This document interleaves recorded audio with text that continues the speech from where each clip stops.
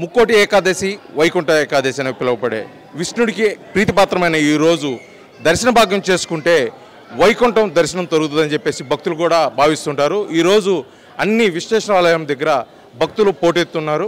అదేవిధంగా భక్తి శ్రద్ధలతోటి ఈ పర్వదినాన్ని పురస్కరించుకొని దర్శన భాగ్యం అయితే చేసుకుంటున్నారు. దానికి సంబంధించి ఒంగోలు చెన్నకేశవ ప్రసన్న స్వామి దేవస్థానంలో మనం ఇప్పుడు ఉన్నాము.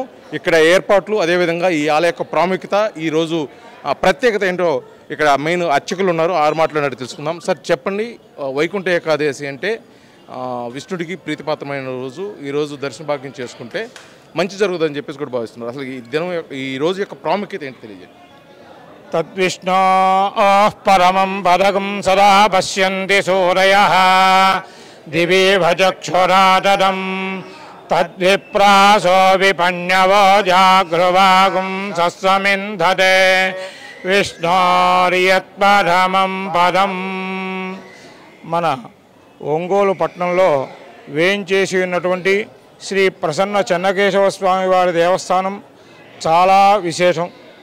మనం ఎందువల్ల అంతటి విశేషం అని చెప్పారంటే, చెన్నకేశవ స్వామివారు అంటే కలియుగం నాటి దైవం కాదు, ఆయన త్రేతాయుగం నాటి దైవం.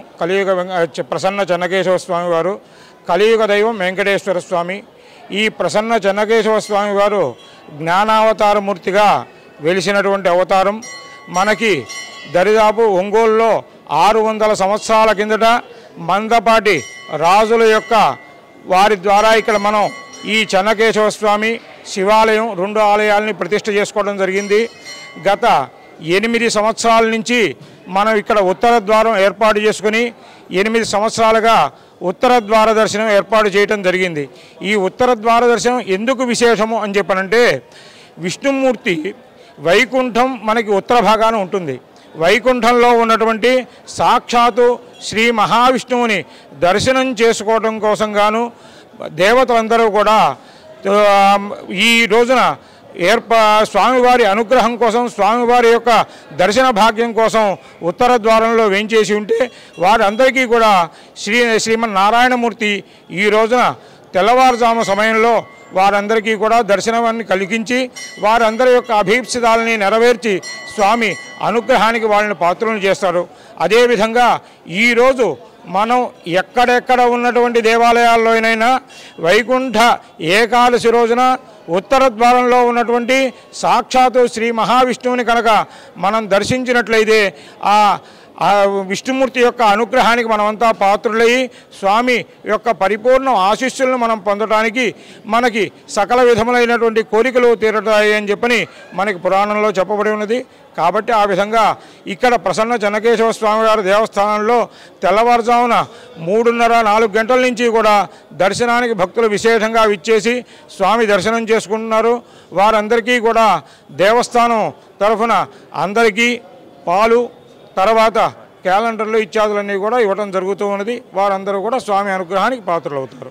సార్ చెప్పండి, దేవస్థానము మీరు మెయిన్ ట్రస్టీ సభ్యులు, చైర్మన్ సభ్యుల హోదాలో ఉన్నారు. అదేవిధంగా ఈ ముక్కోటి ఏకాదశి సందర్భంగా ఈ దేవాలయంలో ఏమన్నా ఏర్పాట్లు భక్తుల కోసం ఎటువంటి అసౌకర్యాలు కలగకుండా, అదేవిధంగా ఈరోజు పర్వదినాన్ని పురస్కరించుకొని భక్తులకు ఎటువంటి జాగ్రత్తలు చర్యలు తీసుకున్నారు? ఈరోజు వేలాదిగా ఈ వైకుంఠ ఏకాదశి పర్వదినానికి భక్తులంతా విచ్చేస్తారు కాబట్టి వాళ్ళకి క్యూ లైన్లో మంచినీటి వసతి కానీ, ప్రసాదాలు కానీ, అన్నీ భక్తులకి ఉచితమైన క్యాలెండర్లు కానీ అన్నీ కూడా ఏర్పాటు చేసి ఉన్నాము. భక్తులందరూ కూడా చాలా సంతృప్తి చెందున్నారు. అన్నమాచార్య కీర్తనలు కూడా చేసి ఉన్నాము. చెన్నకేశవ స్వామివారి దేవస్థానం మరియు కాశీ విశ్వేశ్వర స్వామివారి దేవస్థానాలు జంట దేవస్థానాలు మొదటి నుంచి కూడా ఈ 2 దేవాలయాల్లో కూడా ఉత్తర ద్వార దర్శనం అనేది ఈరోజు ఏర్పాటు చేసి ఉన్నాము. చెన్నకేశవ స్వామివారు గరుడ వాహనం మీద భక్తులకి కనువిందు చేశారు. అలాగే కాశీ విశ్వేశ్వర స్వామివారి ఆలయంలో కూడా ప్రత్యేకమైన పూజలు జరిగాయి.